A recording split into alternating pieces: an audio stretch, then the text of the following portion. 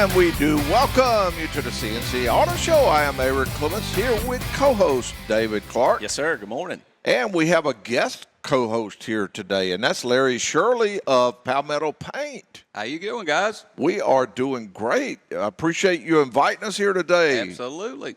Yeah, I hope you like the place. Oh, I love the place. Yeah, and just to give some context, we are sitting in the classroom that Larry calls home at certain times. That's right. And he teaches automotive paint, everything to do with paint.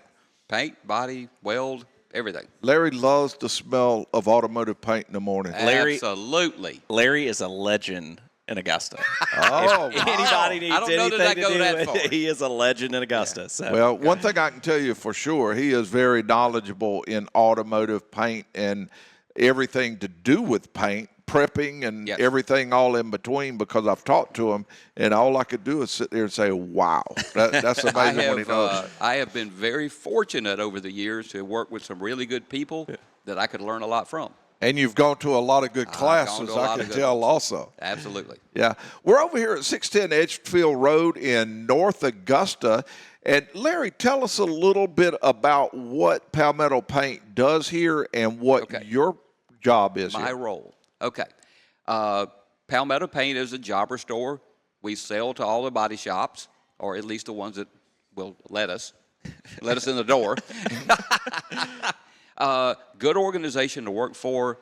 They spent the money to buy this building. We spent about a year refurbishing it, trying to make it look like it does, so that we could have a training facility to be able to teach the young and the old. It's not about the money. It's simply about what we can bring back and what we can hopefully train for the future. And you've got a beautiful hot rod here behind us. And from what I understand, you enjoy different vehicles, building vehicles. I do. I care more about doing the build than actual driving. So Palmetto Paint is not only here in Augusta area, but they actually service in Charleston. You're in upstate of South Carolina. Where we're all up in the upstate, branching into Charlotte. We just recently opened a store over in Savannah. We have basically all over South Carolina and branching out. So and what's so great about the company is it's independently owned. It is independently owned. Right. So it's still a family business. Yep. They treat it as a family. I mean, I've gotten to meet the owner and his son-in-law several different times, and just really great people. Just want to help, help the shops to serve their customers. And the community. So it's a great organization. David, one of the things that Larry and I were talking about just a few minutes ago before the show started is that in the automotive repair side of it, and evidently this is in the collision repair side of it, technicians, they'll go to school, they'll go to different technical classes and schools and things like that to become an automotive technician or a collision repair technician, and they'll get very good. They'll know the latest, greatest of everything to do. But then as time goes on, the cars change and they don't continue to go to classes. So you got all these things that used to be one way and they're different now.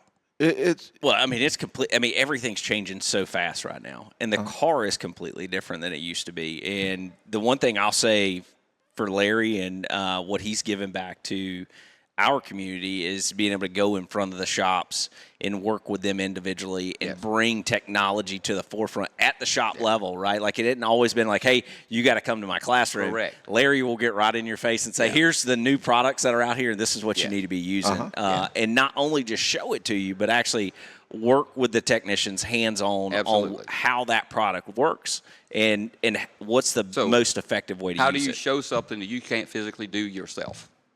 Okay, so if they can't come here, I can go to them. I have multiple shops that I do lunch and learns at where I pack up everything I need. We'll bring in food. We'll do a clinic for the entire shop, body shop or paint shop, whether it's seam sealers or corrosion protection, anything that seems to be the hot button at the time, to make sure that they're up to date. We're actually branching out into some other areas where we have people in place now to even help with estimating. Larry, and actually this is for Larry and David because both of you are in the same business. Yeah. This is something I've heard all through the years. The painting is the easy part. The getting ready for the paint is the hard part. Is that true? Yes and no. I would say Yes that's, and no. that's A little bit of both? combination. I will say, the better it's prepped, the better it can look. If the painter cares, it's going to show. Yeah. Painting itself is easier now than it was in the past. We have products that are a lot more user friendly. The issue that we have now is not how well the products work. It's the colors that these companies keep coming up with tend to be a lot of a problem. Yeah, I mean, I think I've always heard it best in the body shop that you got sprayers and you got painters. Yes. Right? And Yeah. there's two So different. and the difference would be is a real painter, there are always going to be problems. Let's face it, no matter what we do in life, there's going to be some issues. It's how you fix them. It's how, I messed that up, let me go fix it. Well, a true painter, for the most part, can fix his own problems. Others cannot. Well, walk us through that a little bit about what it's like when the vehicle comes in. Let's say the vehicle is had a front hit and repairs made, and we're in the process of evaluating the car, prepping the car. Okay. What's involved? So on the technician level, once it's made it back to him, hopefully the car's already went through a disassembly process where it is having the estimate wrote, everything's bagged and tagged. It's a process. So somebody takes everything off first. Yes. So yes. that they can see what's in Not there. all shops, but that's what we try for. Okay. Okay, we try for efficiency so that you can get 100% tear down to get all of your parts ordered at one time. Okay. That is definitely more of a forte for this gentleman sitting over here. David has a look like that don't happen every time. It does not. It does not. And we strive for it, but we yeah. don't all have the cross-check method. that's right. Yeah. So once it actually leaves that tear down stalled and it has the approval to do the repair, cleanliness is king. Making sure that this vehicle is clean. Make sure that the parts that they're touching are clean. Wax and grease remover. Color checking.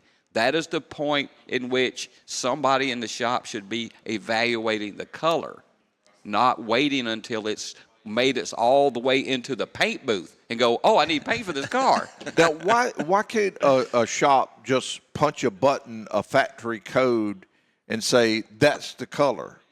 We would love to have that. That would be awesome. Yep. I might not have a job if they done that. There are so many variables based off of how that vehicle is painted at the factory, or maybe somebody else has painted on it before it got to you. Yeah. Or, of course, you got weather conditions that it was in There's before. so many different things that factor in, and every paint company, whether you're using Axalta or Axo or PPG or whatever, they have their standards to go by. So I can tell you that on the OE level, when they come out with a new color, there's a plaque made with this color on it, and it's sent to all these companies to match it. The problem is, after that, the companies themselves, the car manufacturer, they have a wide variable in how that works. Wow. So it has to be there's a skill involved in being able to match the color, because I've had cars before that I say, hey, can we do this to this car? They say I need to look at it. And that evidently yes. You have a lot involved there. Yes. Larry was mentioning that the vehicle that you have, you buy new, you may not look at it that close because of it being a new vehicle, exactly. but there's a the chance. excitement of buying that vehicle, you miss a lot of things. Yeah. You know, your wife or whoever is walking around and you're happy, you're spending this money, or you cringing, or however you want to say it, you overlook things. Okay. There's all kind of things that don't match on these vehicles. There's there's trash, there's dust nibs in it, there's all kind of things. You just don't see it because you didn't really look. And you're not going to get one that is totally perfect. Yeah. They don't come out that way. Yeah. People don't understand also that you assume those bumpers match. They don't. Okay? You actually take the time to look at it and point it out, and they go, wow. Same way with didn't mirrors and door handles. Mirrors, door handles, all of the bolt-on pieces are made and painted somewhere else from where the car is actually done. Mm-hmm. Okay? There's a lot of differences in how OE does things and how we do it. And you have to kind of explain to a customer, if we're only going to paint this bumper, we're going to try to get it as good as the factory done. Hopefully. But you also notice theirs doesn't match. And they tell you that it does. No, you show it. Mm-hmm. Okay? That's just a perception of their vehicle. This is something that's very interesting to me, and I realize people have seen these at many home stores, and Yes. they've been around many years. Yes. But it still amazes me the little pieces of equipment that you use to That is correct. to evaluate the paint. That equipment has come a long way. But it's not the savior. Okay? You can scan a color, and I'm going to call it 80%. And what that really means is it's usually really good 8 times, and then 2 or 3 times in a row, it's not close. That's usually the way it really works. Yeah. That's the truth. And it'll be just nowhere near the ballpark. Well, even at that, they're not guaranteed a butt panel match. They're getting you something that you can blend. Okay? With all of those variations, you're going to blend. Tell us what a blend is when someone's blending the paint. Blending would be a process where we're going to use an example of we put a bumper and a hood on this vehicle. Just say it's charcoal. It's a charcoal color. Charcoal, usually probably not going to really butt paint. It's going to be color-wise, every color is going to go to a green side, red side, whatever. What is butt paint? Butt paint is painting one panel and bolting it on and expecting it to match. Okay. Okay. You can barely do that with black now. Okay. You're certainly not doing it with a lot of these other colors. Okay. Okay. So what you will do is you will prep the next panel for a blend. And what that means is you're going to take base coat and you're going to paint your existing new part, and you're going to carry that over onto the next panel, but you're not going to paint all of it. And it'll just kind of blend the color will melt with in, the other color. And then you're going to clear coat the entire panel. Now, that's the next part of it that I want to talk to. A lot of people think that the paint is what shines on a vehicle. No, it's the clear. What shines? The clear. Okay. Okay? The base coat is nothing but color. Okay. Unless you have an old school car that has some type of a single stage enamel on it, then that's a different ball game. And even if it's a single stage, it's still a urethane product. That's how it gets its gloss. Everything underneath this achieving color is irrelevant. So the shine is the clear All coat. in the clear. So what can a person do to protect their clear coat to keep it from going bad? The more it can stay inside, the better, of course. Under Sunlight makes a difference. Get it away from sunlight the best you can. Good quality wax, but if you're going to wax it, it needs to be very often. We get hot enough here in the South that wax actually would dissipate within probably 2 months. It'll just actually go away. Now, you go into all of your new ceramic coatings and stuff that's supposed to help. But I would be careful of some of that.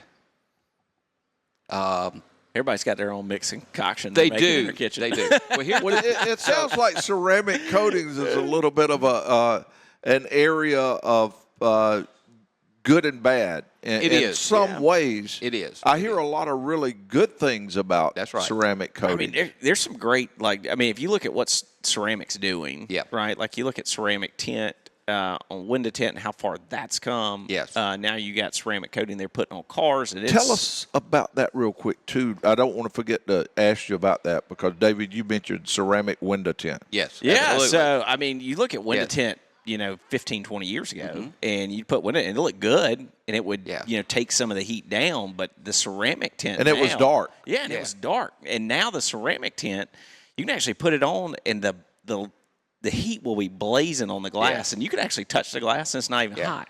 Because it's I have an old school hot rod truck that most people around here know. It's a patina painted truck. Well, in that type of a look, you don't want dark tinted windows, but you also don't want to burn to death either. So it has clear ceramic window tint on all the windows to reduce the heat. Oh, we're learning some good stuff here now. Yeah. We're getting into some things. Now, all the terms and the things we're talking about paint is important, but we're kind of giving the listeners something that, hey, my car's a little hot. I don't like that dark look on the windows. Ceramic tint might be something to think about. So we're getting into some good stuff here. Yeah. The ceramic tint will cost more, without a doubt, but it's worth it. But you can actually have a window that's still very transparent, looking good. Absolutely. But block a lot of. They make this stuff for homes now. Yes, they do. Yeah. So- We're trying some out on one window at work. Yeah. Oh, man. Absolutely. We'll talk about that. I love this. We're getting some good information here. So on our ceramic, though, I do want to mention what I'm going to call is the only real drawback is if you sent your vehicle somewhere and had a really high quality ceramic coating put on there, make sure that vehicle is tagged in some form that if it has an accident and it goes to a body shop, that the body shop knows what's on it. I tell you, after talking to you just for a few minutes, you could tell very quickly that you know your stuff. Same way with David. When you're talking to David about not only collision repair but also insurance type stuff, David knows what's going on in those industries. So that's a big thing, and I think that's what's important because it used to be you were dealing with you have an accident, not a big deal. You just take it, get it repaired, and no problems at all. But now you've got these very beautiful but unusual and expensive paint jobs that's on there. That is correct. And not to mention the collision repair side is just crazy, all the things that's in there. You got to figure if you was to take a great big computer and drop it to the ground and tell somebody just to put it back together. And that's pretty much what you're doing when you have an accident now. You're wrecking a computer. Yes. And somebody has to put all those wires and back together and make everything function again. And it's a big deal, and it's not something small like it used to be. You're talking about a lot of money involved. Well, the claims process. It's a group effort now. It's completely different. I mean, way back in the day, you'd get in a wreck, and I can remember when I first got into it, you could actually, the insured could go to their agent's office in some cases and get a check right from the agent to pay for the repairs. Yeah. That is unheard of now. Yeah. Like the red tape you got to go through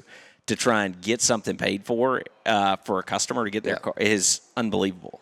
So Ready to go to the call? Let's do it. All right, here we go. Let's go to the caller, and we do welcome you to the C&C Auto Show. What can we help with?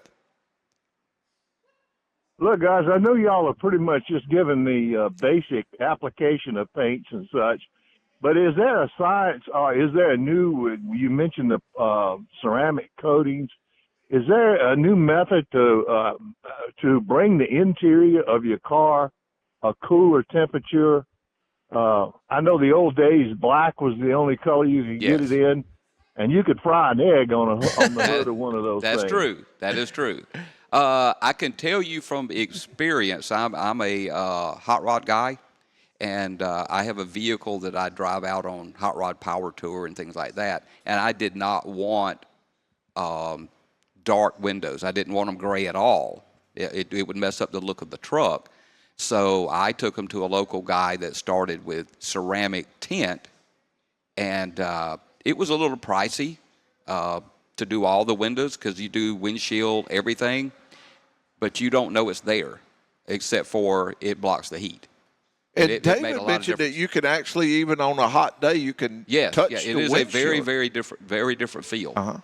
Yeah, it was about $800 to have it No. done. Yeah. But I would do it again. Oh yeah, I do it on every one of my Well, cars. Yeah.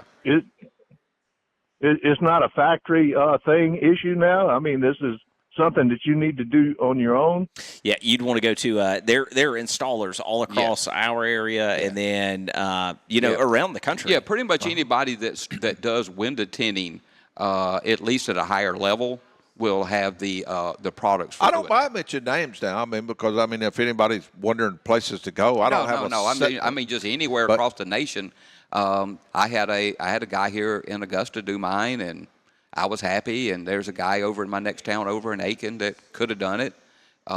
Price So if range is you- about the same. I mean, thinking about getting it, just find a place that you feel like would be good, and go online. That's correct. Check for reviews. Yeah, some of them, because of the cost, some of the window tint places don't offer it yet, but some do. Yeah, and I think window tint places are just like automotive stores. Like once you find one, that's where you always want to go back exactly. to. So like for me, I always went to Sunbusters over on Washington Road. Yeah, they're on Washington Road. That's right. Bobby did all my cars, and I wouldn't even talk to anybody else. I'd call That's him and right. say, "Hey, is Bobby in?" Because you know what you're going to get.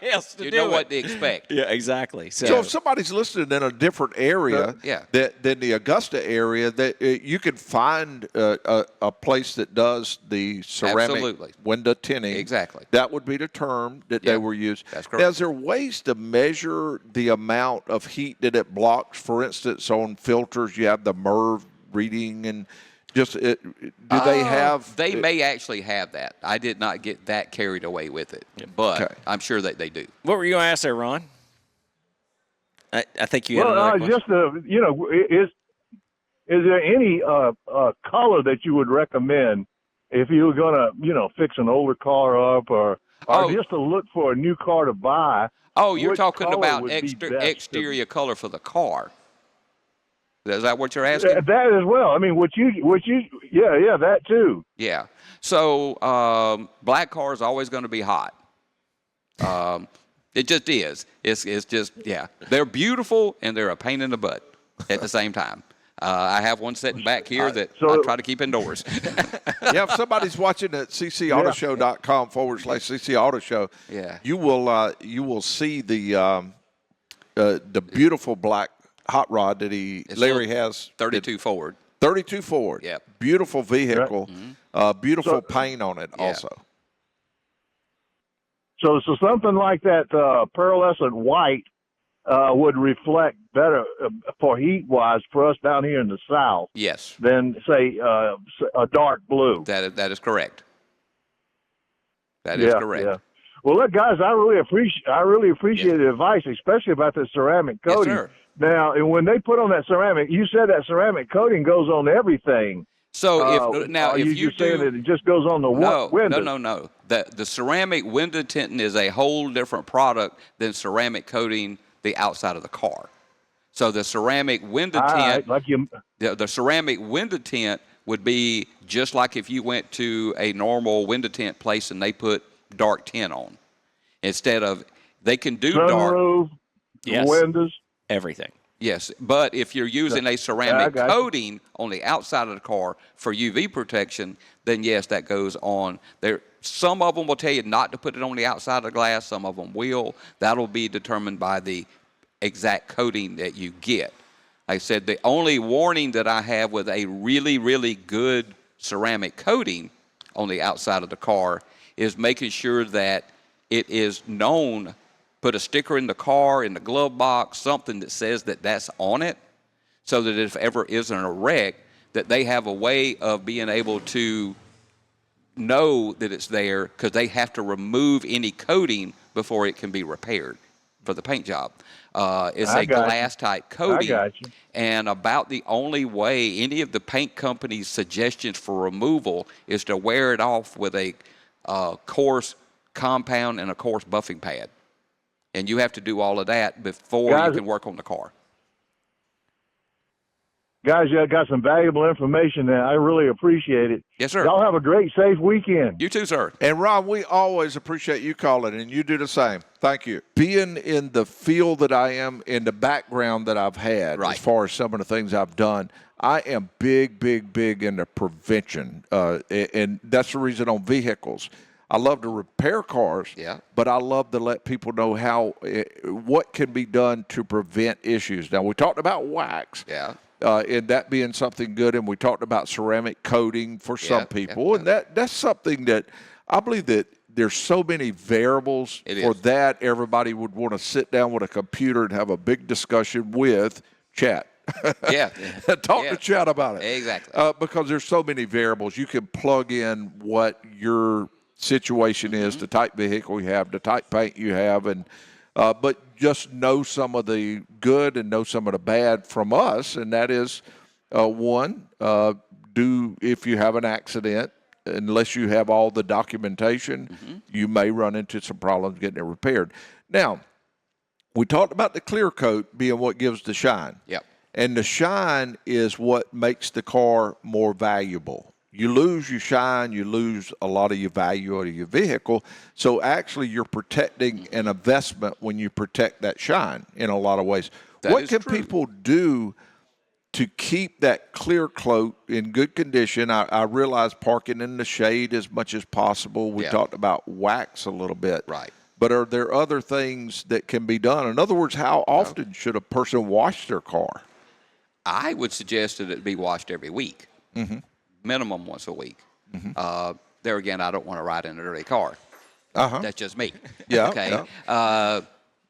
You see people, you see these vehicles on the road all the time that don't look like it's been washed in 3 years. Okay. Obviously, that person doesn't care about their vehicle as a potential value for later. They're just using it for transportation and don't care.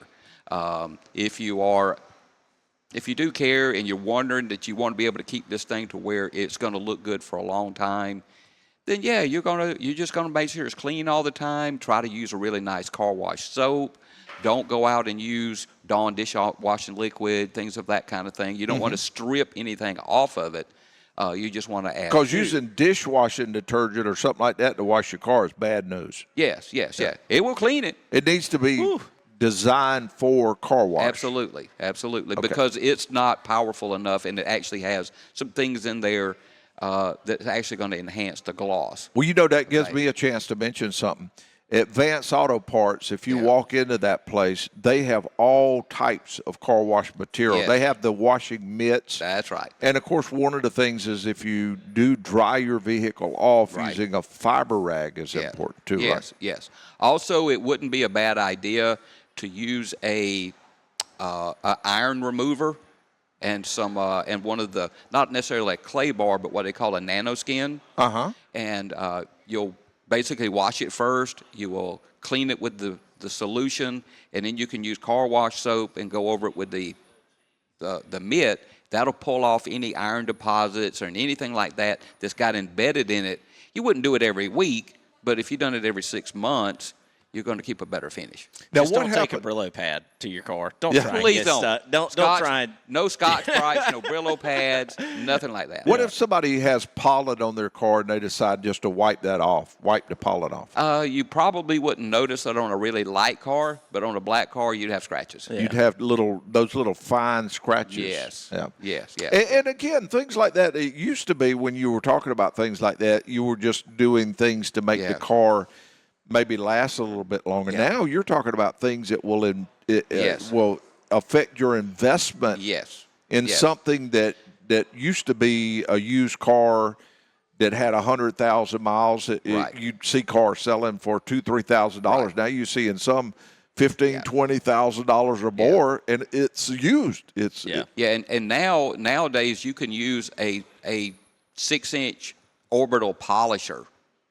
to do a little polishing without a coarse compound, so that you're not removing anything, you're just brightening up what you have. And you got to make sure when you're washing the car, make sure you got a separate rag for your wheels and tires. Don't wash your car with the same. I mean, you see that happen all the time. Don't take grit from here and spread it to here, and just a common sense approach. Okay. So also keep in mind, we talk about gloss.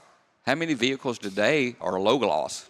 Yeah, you got some matte finishes. We got on matte cars. finishes that are really prevalent in the marketplace now. So not only do you have to worry about the matching of color, you have to worry about the color and the degree of gloss. Okay, so even on the care products, they are separate lines of car wash soaps for matte finish vehicles. Wow. Because So- if you use regular car wash soap on a regular basis, the gloss enhancers is going to try to shine up your matte finish vehicle. I thought about something a few minutes ago because I was thinking about how anything to do with paint is affecting having to do with insurance, how it ties in together.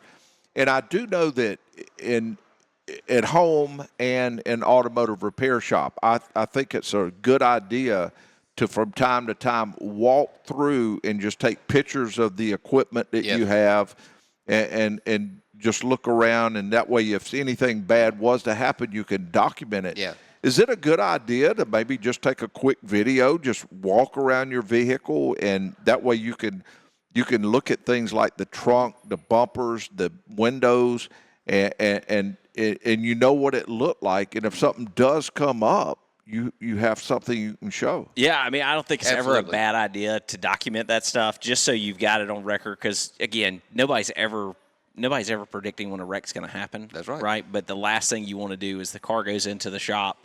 It's been in a wreck. You know there's no other damage on the car.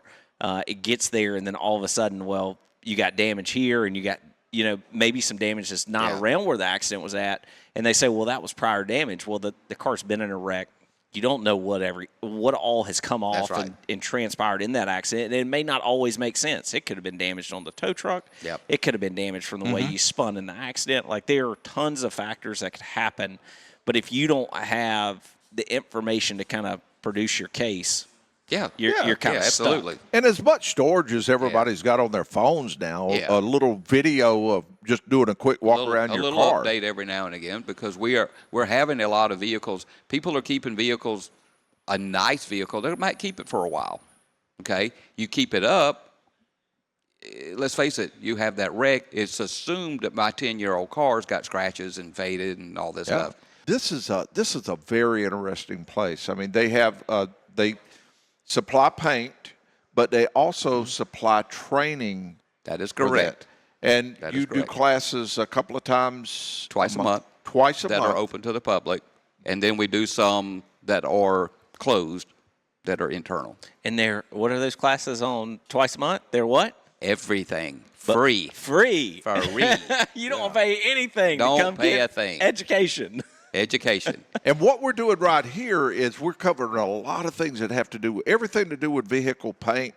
And you actually have two fantastic collision repair specialists here to ask questions to. That would be David Clark, and he's here pretty much every week to answer your questions. I'm here pretty much every week to answer your automotive questions, and all in between a lot of I catch what comes between the cracks, too. And then we have Larry Shirley here, who is very, very knowledgeable on paint.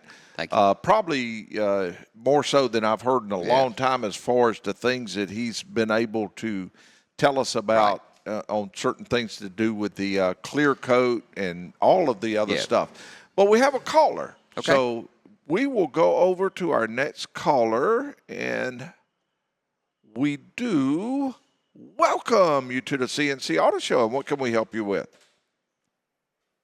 Yeah, this is Ken from Granterville. Yes. I'm about half a mile from the Jefferson Davis. But anyway, I took my Ram 2500 over there, and they redid the whole air conditioning system. Uh-huh. They did a great job because I'm 74 and I need to cool. But another problem came up with the engine, and I took it back, and David said, I never have seen anything like this, never. Uh-huh. He said, but bring it back, we'll fix it, no charge. And that's the second time y'all done that. I had the tire sensors replaced, and after 2 months, one of them went bad, and I brought it back. And they said, no charge. We guarantee what we would do. Yeah. And I've been a customer of yours ever since you've been on Jefferson Davis, and I want to let everybody know that you stand behind every bit of your work. Well, that is very nice of you to say that. Very, very nice. And David has been wonderful over there. That's a great team over there in Warrenville. We call it Shop 4, but they're a great team, and things like that mean a lot to them. As a matter of fact, a lot of people think that if you passing somebody on the street and they say, "Oh, I went to the shop and it was good and appreciate it," or even if they say, "Hey, I listen to the radio show from time to time and I enjoyed that," that means more to people than you'll ever know. I mean, Absolutely. You think that they're not listening and you think that it really don't mean that much to them. I can tell you it means a lot to people when you do that. And I know it means a lot to me when you mention that about the shop or somebody mentions that about the radio show. It's huge. Yeah. And thank you. Well, I know one thing. It's not cheap, but you pay for what you get. Mm-hmm. And these new cars and stuff and labor, it costs to keep them up. But, we had a your roof. shop, you pay for your service. You do. We had a roof replaced on one of our larger buildings. It was a huge amount of money. I got about 3 or 4 estimates on it, and there were pretty large differences in the estimate. Now, this was probably 5-6 years ago.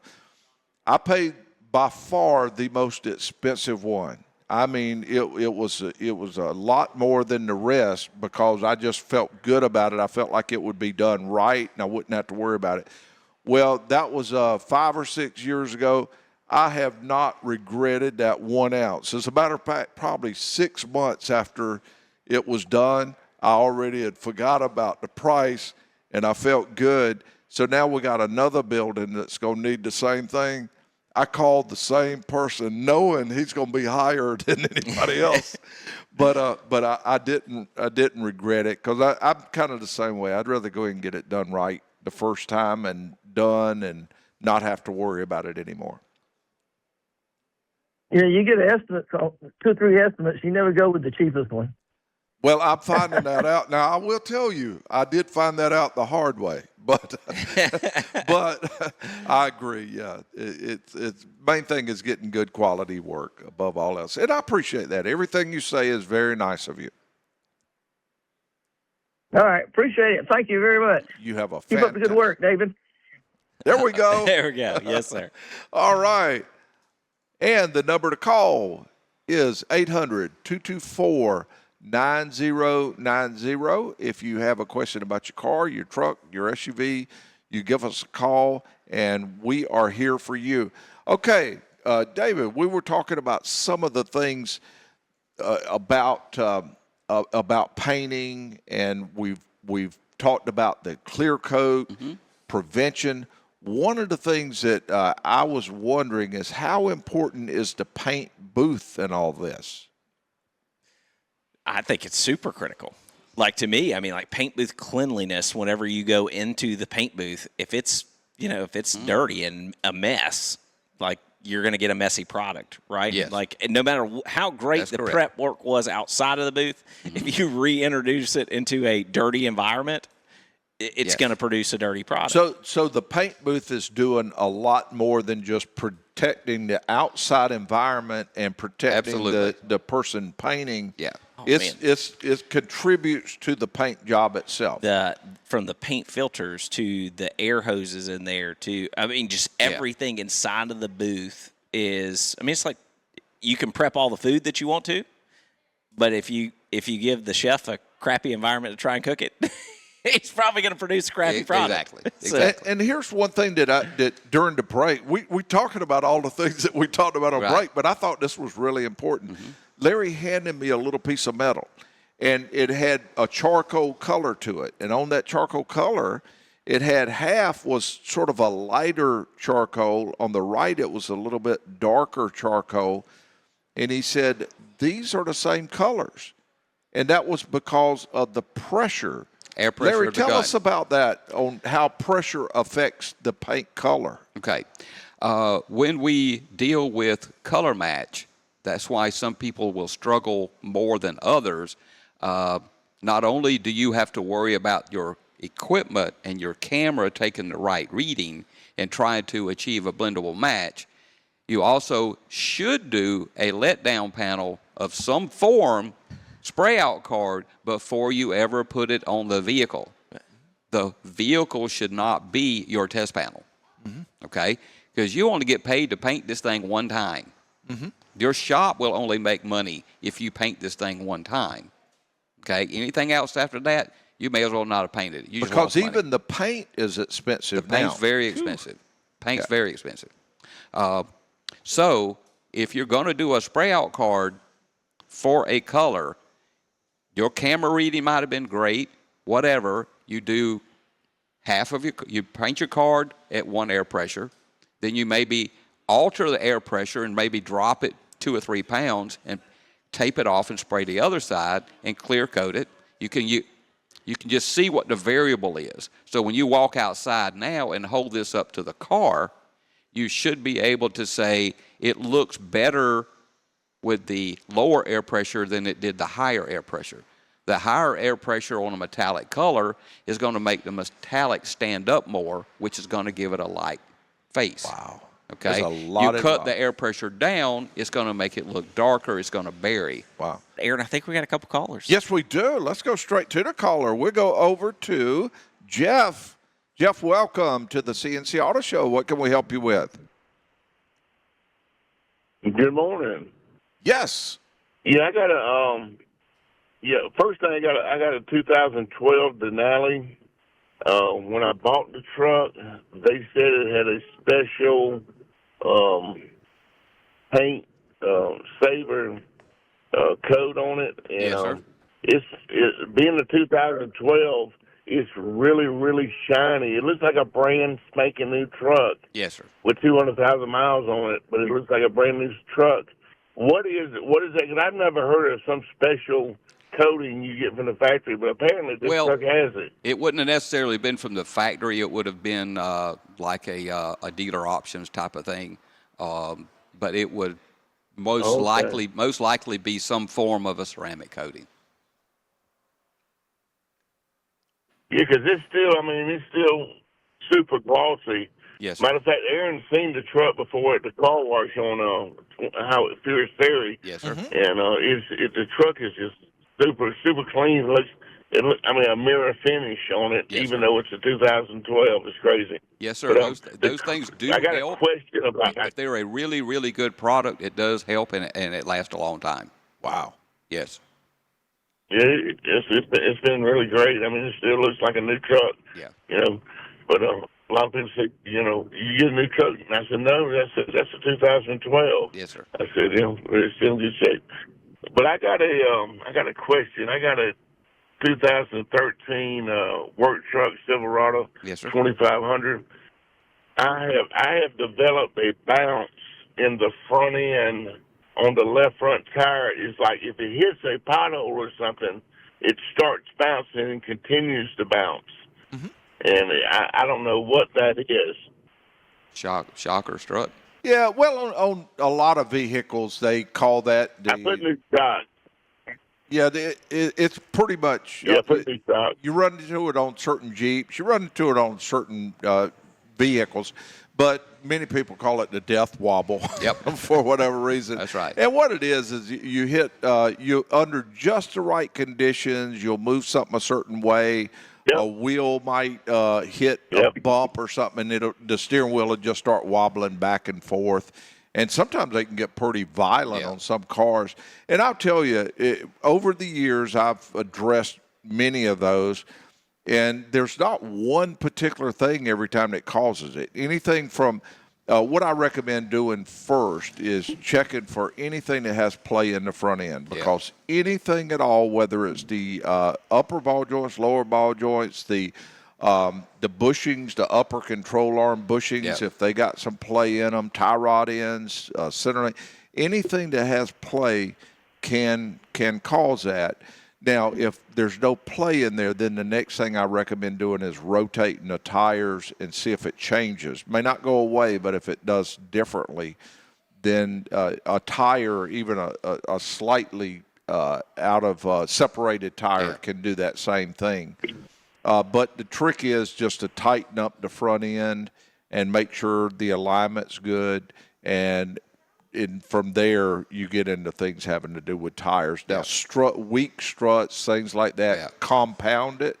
They don't necessarily cause it, but they do compound it if you have issues like that. But you do have something that's probably going to be loose on the front end somewhere. Yeah.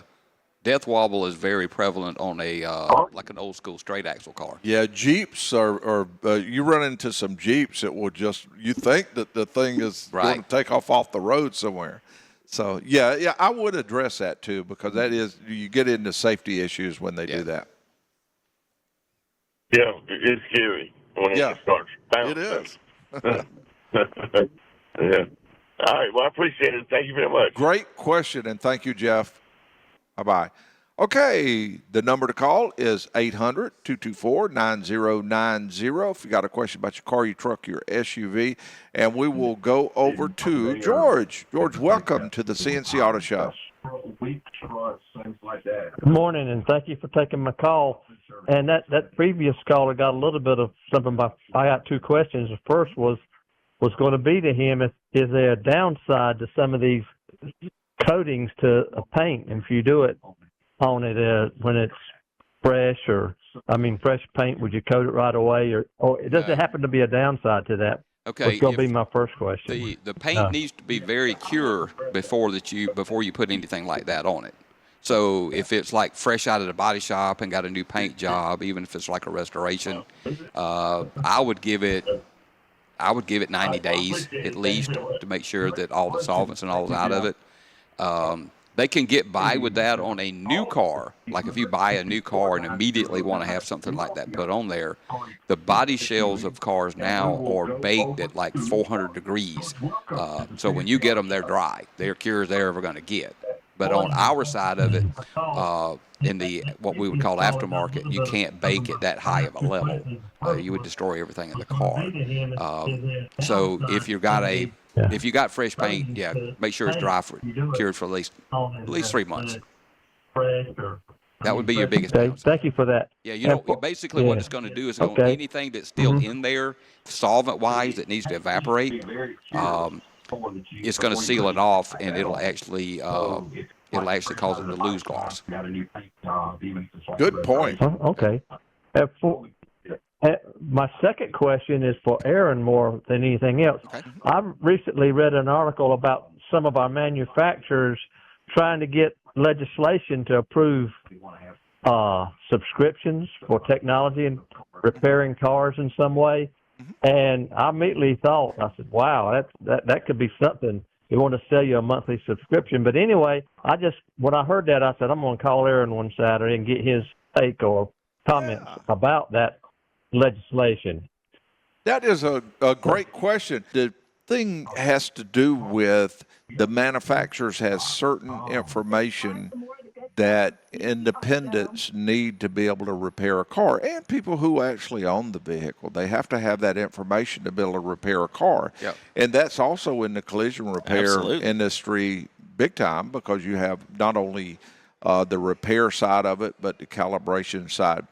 Now, over the years, of course, the manufacturers say that they should not have to give away that information, certain information to repair a car. And of course, the aftermarket segment and people who own vehicles say that we should have it's information on how to repair the car.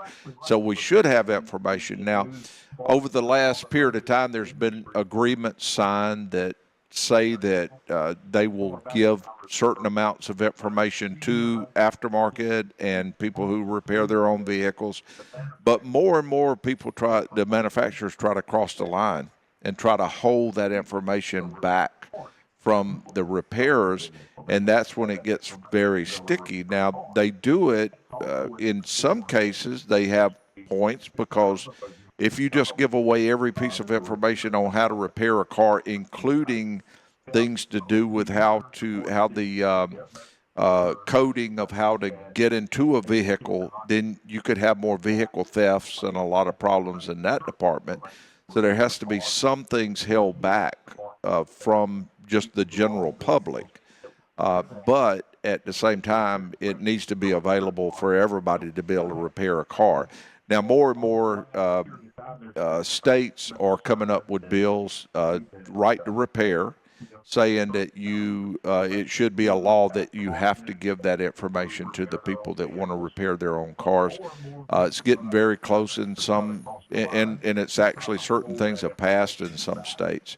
So it's an ongoing issue. I think that it hit the news recently because President Trump said that he heard some information having to do with right to repair, and he didn't understand it. And but the fact is, I strongly feel, and most other independents strongly feel, that a person should have the right to the information to be able to repair a vehicle. Yeah. So that's pretty much it. It's a lot more involved than that, but it would probably take a long period of time to go over all the details, all the states that are involved in this, and all the organizations that are involved in it, because there's a lot of repair organizations in the collision repair and in the mechanical repair. But basically it has to do with whether a manufacturer should be forced to give the information on how to repair the vehicle. Yeah. Did that answer the question? Well, that's your comments I asked for, and it's very good. Your thoughts are very much appreciated. And thank you for your show. I enjoy it most every day, every Saturday. You. We appreciate that. Mm-hmm. Just a real quick comment on that part, too, is a lot of people think that automotive repair shop, that they just are able to go over to a scan tool, open it up, and start using it. Oh, no. Or they can go to an information online, and if they want to know how to calibrate something, but it's not like that at all. Most of these automotive repair shops, let's say for one scan tool for just a Ford alone, the piece of equipment might cost you many, many thousands of dollars, but then just the ongoing keeping it updated. They have a poison pill to where you pay X amount of dollars for that year, and then at that time, if you don't pay again, it cuts off. Absolutely. Absolutely. So I guess what I'm saying is information is very, very expensive now. Yeah. To be able to repair a car. But a good shop will keep track of that. Ready to go to the next call? Let's do it. Here we go. And Hello. Yes, Wilmer, welcome to the C&C Auto Show. What can we help with? Yeah, last week I had a misfire on Silver 6. I have a 2016 QX80 Infinity. Mm-hmm. I have 181,000 miles on it. I just replaced a plugs on it about a month ago. So obviously my mind went to, okay, bad coil. So I scanned it. Come to find out, I switched the coils around. That plug in Silver 6 was wet, had a hidden fuel injector. Mm-hmm. So I just replaced it. That's my mind I'm worried about. Should I have replaced all of them? Because now everything is running good. And I figure one be sufficient. Misfire on those. Okay. And did I hear you say that it showed the misfire on a certain cylinder, and then you switched the coil and the plug to a different cylinder, and it still showed the same one? Yep. Okay. Yep. And when I pulled that plug out, it was still wet, smell of gas. I could still get, gas burning. I ran in the yard, I didn't drive it back. Okay. Well, but when you after replacing the cylinder, go ahead. Oh, no, go ahead. Go ahead. All right. So in switching that was the right thing to do because you eliminated the plug and the coil, which are the more common thing that causes a misfire like that. What you have left is things to do with compression. You have to do with the injector itself on there and anything to do with ignition, timing, and valves. So probably the next step, I would run a compression test on that cylinder. I would do several cylinders, and so you'll have a baseline of where it goes. And let's say if one says 120 and another one says 120 and that one says 80, you know that you have a compression type issue on there. And that more commonly has to do with valves. In some cases, on certain engines, it may have to do with lifters. Yep. Could cause a problem. Very well on that engine. It very well could be a lifter, if I'm not mistaken. But that is your next step. Well, I did replace the. Mm-hmm. Well, I did replace the injector on that cylinder, and that was done 2 days ago. I've been driving this then, and it's cleared out the misfire, and everything's fine. My, the main question was, should I have done all of them or just that one?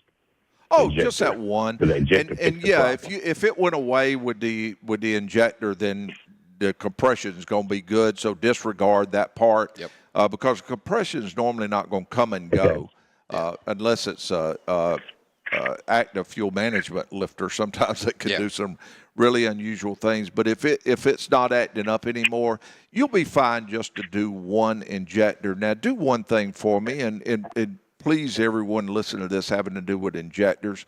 When you're working with injectors, you got fuel, a fuel rail, and all it takes is a very small leak in that area, and under pressure, it's going to spray all over the engine. And all it takes is a little bit of a spark, say from an alternator or something, and boom. So after you do when you do anything to do with injector, to start with, go ahead and replace that O-ring when you do it. But also, if you lift it out of there, replace the O-ring, and when you get done, do a cross check. And a cross check has to do with pulling on the fuel lines that you disconnected to make sure that they are locked in place real good. Put the little retainer lock back on there, and then look very closely for leaks on all the injectors, because that's I've seen several bad issues having to do with injectors, people replacing them and not doing the O-ring or having a leak. So, but no, you'll be fine just doing that one. Okay, because I was like, okay, should I worry about one or just replace all of them? I would. And while I was in there, if it was my vehicle, I probably wouldn't be doing all of them, because those you might go another 2 years before another one goes bad, and you just wouldn't see a need in having to replace all of them. They're not like spark plugs where they're wearing a certain amount. Some injectors go 200,000 miles and don't act up. So just replacing one. Now, if a week later or a month later you have another one, and then 2 weeks later you have another one, then I'd do them all. But if you just one time, then I would just see how it does. We've got a lot of questions, had a lot of callers, and I think we got one caller left, Aaron, right now. Yes, we do. We have Tony that has a question for Larry. Okay. Tony, welcome to the C&C Auto Show. What can we help with? Hey, good morning, Aaron, David, and Larry. Yes, good sir. morning to you all. Good morning. We really enjoy your show over here in Milledgeville and really appreciate all the information that you all provide. Yes. I tell you, after listening to your show, I sometimes think about putting on my C&C T-shirt and my cap and walking through the neighborhood and seeing if anybody wants an overhaul. I love it. Thank you. But we really do enjoy your show and appreciate the information. But yeah, my question is for Larry. Yes, sir. Can someone, y'all mentioned that you're a training facility. That is correct. So I was wondering if someone could bring their car to your facility to have it painted, like people could take their cars to tech schools and stuff like that, where people in training are working on the cars? No, sir. No, sir. Only just there's multiple reasons.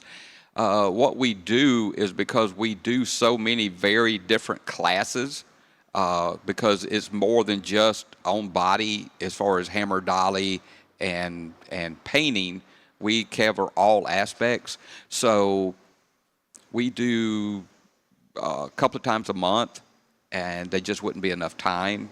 And with the diverse group of people, you probably might not want some of them working on your car. Just to be honest, and some of them would be awesome.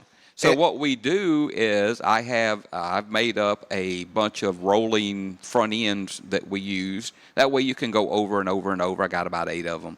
And we do a lot of work with different hands-on work with panels that I make, and I make body lines in them and things like that, so that it's just more manageable in a shop setting. So keep in mind that the average class, like in a tech school, you might have 12 to 15 students. And you got the same students on a regular basis or every day. For me, each class might have 30 people, it might have 50 people. So you only have a couple of hours in each class to be able to get done what you need to, to get your point across. So you wouldn't really be doing on a completed car. Now, I do want to take, if you don't mind, take a moment that anybody willing to show up for the classes, every class that I do is hands-on, so we'll put you to work. Larry, let them know how much the classes cost. Okay, they're free. They're absolutely free. We try to fit in as much as we can on techs from the body shop and also people that just want to learn to do some of their own stuff. I try to teach the class in a way that is understanding for both, and I actually enjoy doing it. And more come the welcome. I'm good with it. And Tony, your question helps me gives me the opportunity to mention something that I think is real important. Yeah. I think that we definitely need to commend Palmetto Paint. Absolutely. And 3M. Yeah. Because it could be very easy that they could just supply paint to other places and be absolutely fine. Training's important. Most people you'll hear me say that I'm a very fortunate person. I get to work with a lot of good people, and I'm very fortunate to work for a company that will provide facilities like this, because this is not the only one, and we don't charge anything. Okay, we're trying to give back to the community. We're hoping that we can draw more of a crowd in to teach all of the technicians in the shop what they really need to know. That's a little difficult. I'll actually go around and make a new schedule every once in a while and talk to all the people in the shop and say, okay, what do you think is important? What do you want the classes to be? Oh, I don't know everything. That's really not a help. It's really not a help.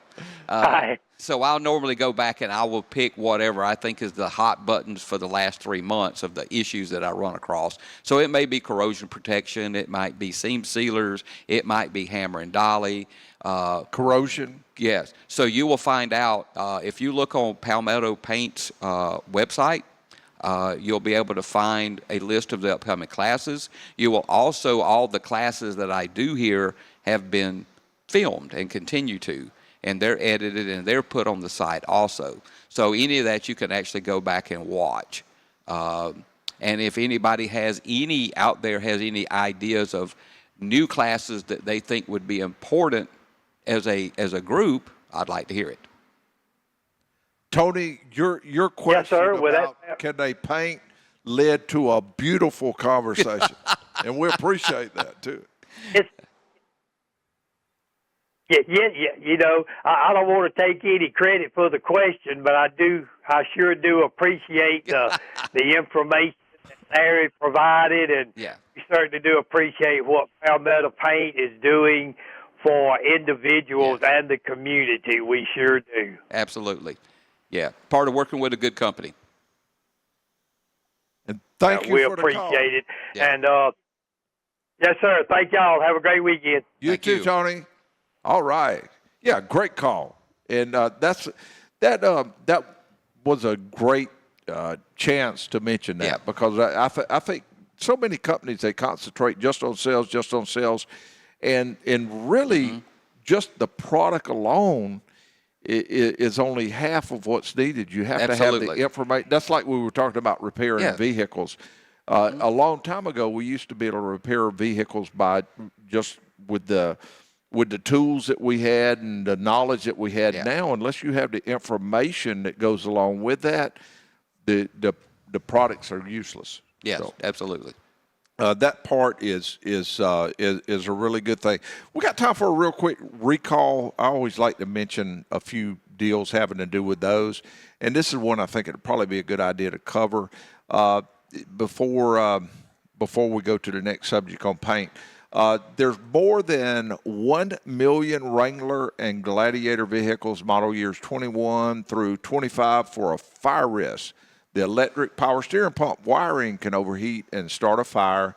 And here's the scary part. It can happen while the vehicle is parked with the ignition in the off position. So safety regulators have already documented 51 fires and 1 injury. So if you own a 21 to 25 Jeep Wrangler or Gladiator, check it out to see if it's due for that. If it is due for that recall until you take it in, I'd park it outside. Yeah, Absolutely. Yeah, park it outside for now, just to be on the safe side. There's a lot more recalls that would probably be good to cover. We wouldn't have time to cover even close to all of them.